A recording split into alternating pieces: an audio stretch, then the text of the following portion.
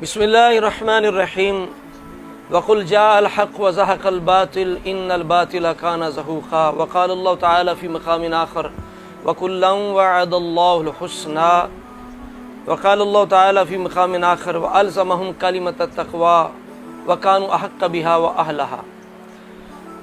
सदक़ल्लाहुल अज़ीम। नाज़रीन किराम, चंद दिन क़बल बेंगलोर इंडिया में अहल सुन्नत व जमात और रफ़सी तफ़ज़ीली मुनाफ़िकीन के दरमियान सैयदना अमीर मुआविया रज़ियल्लाहु ताला अन्हु के ईमान के सिलसिले में एक मुनाज़रा तय पाया, जिसकी शराइत तय करने के लिए बाकायदा एक मजलिस का इनेकाद किया गया, जो 5 घंटे तक जारी रही। फ़कीर ने मुकम्मल गुफ्तगू समाअत की है। अहल सुन्नत व जमात की तरफ से अज़ीम उलमाए किराम ने शिरकत फरमाई और अहल सुन्नत की तरफ से मुतकल्लिम मुफ्ती अख्तर हुसैन अलीमी साहब, उनके मुआविन मुफ्ती शहजाद आलम मिसबाई साहब थे, और मुखालिफिन की तरफ से एक डिप्लोमा होल्डर शख्स कारी अहमद हसन या अहमद हुसैन, और उसका मुआविन जो था एक मुफ्ती नूरुल ऐन मिसबाई, जो असल में नूर ऐन रवाफिज़ और गैर मिसबाई है। तो 5 घंटे तक गुफ्तगू जारी रही। अल्लाह ताला के फजल करम सदका पंजाते चारा दा अल्लाह करीम ने इन राफसियों को इंतहाई जलील किया, इनका मुँह काला किया, अहले सुन्नत का बोल बाला फरमाया। तकरीबन 1 घंटा ताख़ीर से ये टोला पहुंचा राफसी मुनाफिकीन का, और आप देखेंगे, वीडियो देखने वाली है, तमाम हज़रात ज़रूर समाअत करें कि अहले सुन्नत के चेहरे खिले हुए हैं और इन मुनाफिकीन के चेहरे दुनिया के अंदर ही मुरझाए हुए हैं। यौम तबयद्दु वजूहुम व तस्वद्दु वजूह, वो तो आखिर में क़यामत वाले दिन नज़ारा होगा, लेकिन यहाँ भी जो माअज़ल्लाह सैयदना अमीर मुआविया को मुनाफिक साबित करने आए थे, दुनिया में उनकी हकीकत भी अयां हुई और उनकी मुनाफिकत का जो एक पर्दा था वो फटा और उनकी इल्मियत बल्कि जहलियत ज़ाहिर हुई। तो अल्लाह करीम ने उन्हें इंतहाई ज़लील किया, और ये दोनों हज़रात मुफ्ती अख्तर हुसैन अलीमी साहब, मुफ्ती शहजाद आलम मिसबाई साहब, अल्लाह ताला के फजल करम से इन्होंने इल्मी मैदान के अंदर उन्हें धूल चटाई और इल्मी अंदाज से उन्हें घसीटा और इस कदर जलील किया कि वो जो मुनाजिर बन के मुतकल्लिम बन के आया था उसको बर्खास्त होना पड़ा, ज़िल्लत का सामना करना पड़ा। और जो मुफ्ती नूर ऐन रवाफिज़ था वो भी बड़ा जलील हुआ और इस कदर घबरा गया बेचारा कि आप आखिरी 10-15 मिनट गुफ्तगू सुने, इस कदर मबहूत हो गया था। एक तरफ कह रहा था मैं मुस्तदिल हूँ, तो मैं बिल्कुल हाज़िर हूँ, आप जितने भी सवाल करेंगे हमारे दावे पे, मुफरदात पे, तो हम जवाब देंगे। दूसरी तरफ बेचारा इस कदर घबरा गया कि जब उलमाए अहले सुन्नत ने कहा कि तूने दावा किया है कि माअज़ल्लाह ताला कि हम अमीर मुआविया की मुनाफ़िकत साबित करेंगे, अब बताओ कि कौन सी मुनाफ़िकत मुराद है तेरी। अब बेचारा यहाँ आके इस तरह परेशान हुआ कि बार बार कहता था नहीं आप बताएं कितनी तरह की मुनाफ़िकत है, आप बताएंगे तो फिर बात जो है वो शार्ट हो जाएगी, तो मैं फ़ौरन 1 सेकंड के अंदर बता दूंगा कि फ़लाँ है, लेकिन आप बताएं। आधा घंटा बेचारा यहीं परेशान होता रहा। बिलाखिर जब माना तो फिर इस कदर डरा हुआ था, कहता है कि फिर शर्त यह है कि तुम फिर सवाल नहीं करोगे, फिर सवाल नहीं करोगे। तो ये बेचारों की हालत थी इन तफजीलियों की। तो जिस कदर वो मुनाजरा हुआ था इरफान शाह का महमूद अज़हरवी के बेटे के साथ, तो उसने आखिर में कहा था जब जलील हो चुका तो फिर कहता है अब्बा जी ने वैसे मुझे कहा था कि बेटा इस मौजू पे गुफ्तगू ना करना, किसी सुन्नी आलिम से जलील हो गए, तो बस मैंने अब्बा जी की वसीयत पे अमल नहीं किया, तो आज मैंने ज़िल्लत का मुँह देखा। तो ये जो राफसी और तफजीली टोला ये मुनाफिकीन का आया था, माअज़ल्लाह साहबी रसूल को मुनाफिक कहने, ये राफसियों के दलाल जो आए थे, इनकी एक तो शक्लें देखने वाली हैं किस कदर फटकार ज़दा हैं, और दूसरा ये है कि दुनिया के अंदर इन्होंने ज़िल्लत का सामना किया। अगर उन्होंने मुनाजरा कर लिया, अगर मुनाजरा के मैदान में आ गए तो ऐसे जलील होंगे कि ये भी अपनी नस्लों को ये कह के जाएंगे कि किसी के साथ इस मौजू पर मुनाजरा नहीं करना, गुफ्तगू नहीं करनी, ठीक है। इंशाअल्लाह ताला इस कदर जलील होंगे। अब देखिए ये जो नाम नहाद मुफ्ती है और गैर मिसबाई है, नूर ऐन रवाफिज़ जो है, ये माअज़ल्लाह ताला कहता है कि हम मुआविया को मुनाफिक मानते हैं और सुन्नी वो है जो उसे मुनाफिक माने, जो मुनाफिक ना माने मुआविया को वो खुद मुनाफिक है। एक मिनट, कुरान और सुन्नत مصدر اول کی روشنی میں انشاءاللہ ہم ثابت کریں گے کہ وہی سنی ہے جو معاویہ کو منافق مانے، جو معاویہ کے اسلام، اس کے ایمان، اس کے جنتی اور اس کے سیدنا ہونے کا قائل ہو، وہ مومن ہے نہیں، وہ خود منافق ہے۔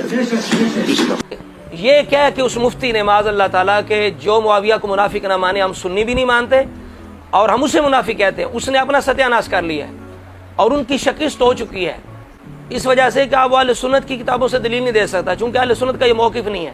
اہل سنت خلف سلف سب حضرت معاویہ کو مخلص صحابی تسلیم کرتے ہیں۔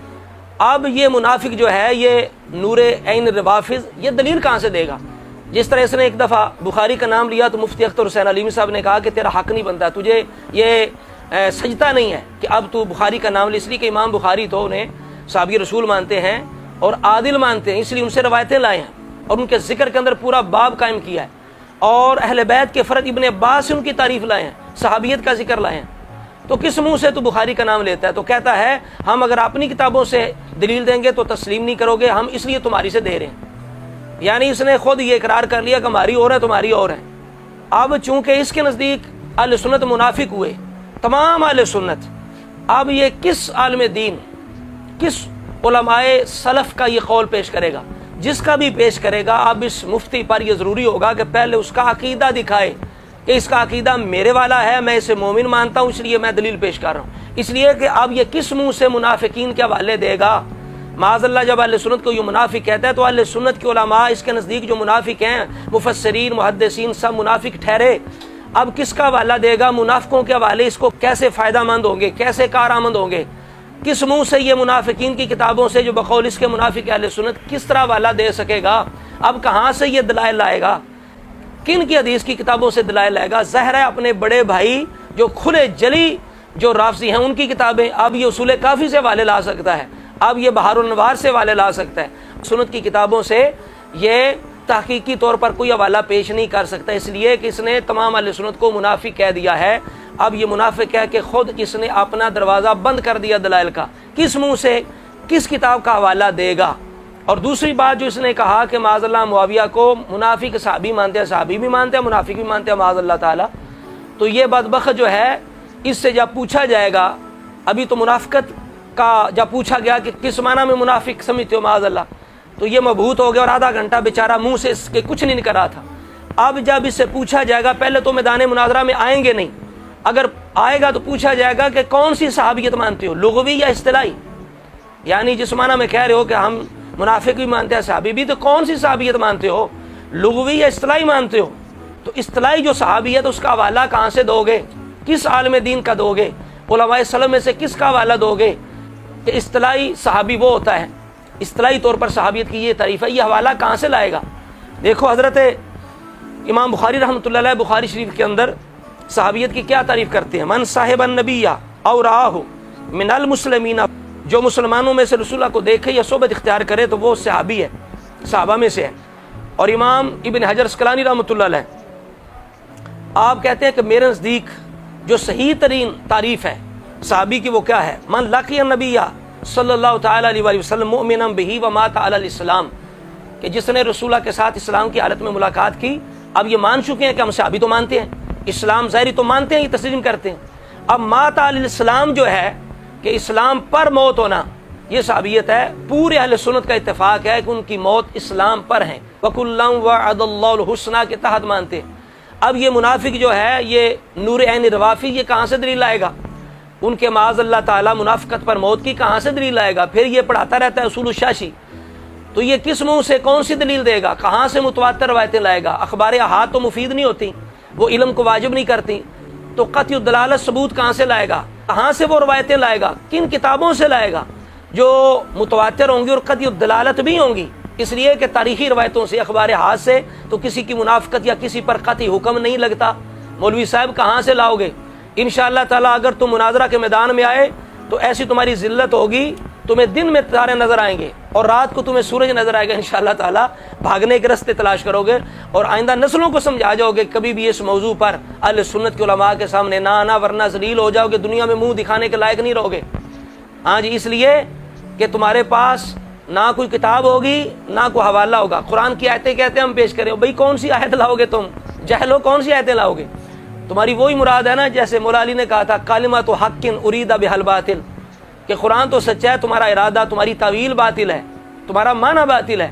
تو باطل معنی سے تم کیسے معاذ اللہ کاتب وحی خال المومنین جرنیل اسلام صحابی رسول محب اہل بیت جن پر اعتماد کیا علی المرتضیٰ نے، اصل میں یہ لوگ اہل بیت کے باغی ہیں۔ اور منافق اس لیے میں کہہ رہا ہوں کہ یہ اہل سنت اپنے آپ کو کہتے ہیں کہ ہم مسلمان ہیں اور محمد الرسول اللہ صلی اللہ علیہ وآلہ وسلم کی سنت کو ماننے والے اور اس پر عمل کرنے والے اہل سنت ہیں، مسلمان ہیں اور اہل سنت ہیں۔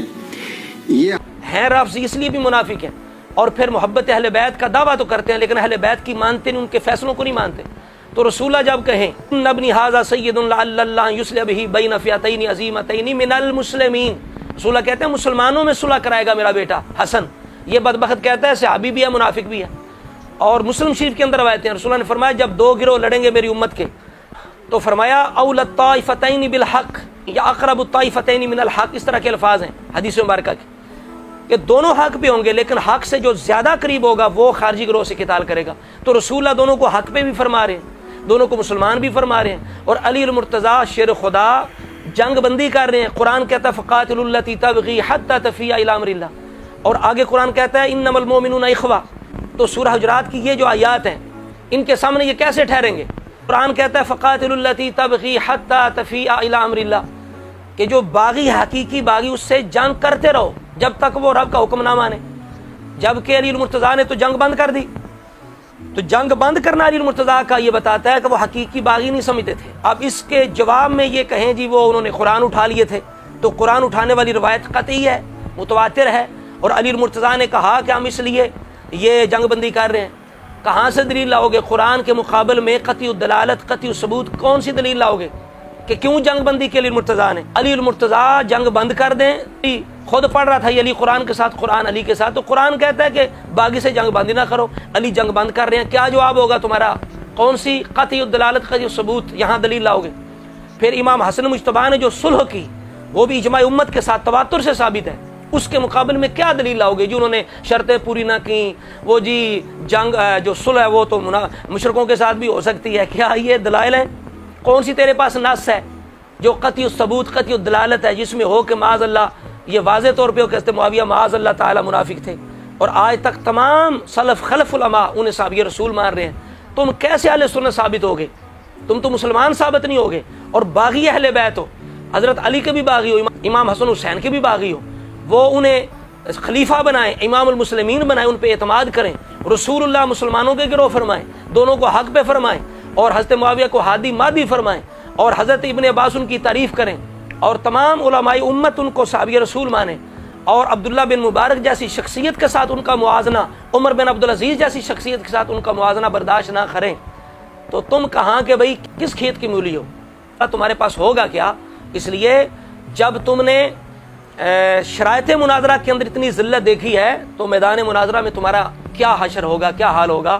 اللہ رب العزت کی بارگاہ میں دعا کرتے ہیں مولا تعالیٰ ایسے منافقین جو اپنے آپ کو اہل سنت بھی کہتے ہیں، محب اہل بیت کہتے ہیں، اصل میں یہ دین اسلام کے دشمن ہیں اور رافضی ہیں، یہ اہل بیت کے بھی باغی ہیں۔ اللہ تعالیٰ ایسوں کے شر سے عوام اہل سنت کے ایمانوں کو محفوظ فرمائے، اور جن علماء اہل سنت نے کوشش کی اور انہیں ذلیل کیا، اور وہ انتظامیہ وہ حضرات جنہوں نے سارا یہ انتظام کیا، اللہ تعالیٰ انہیں بھی اجر عظیم عطا فرمائے۔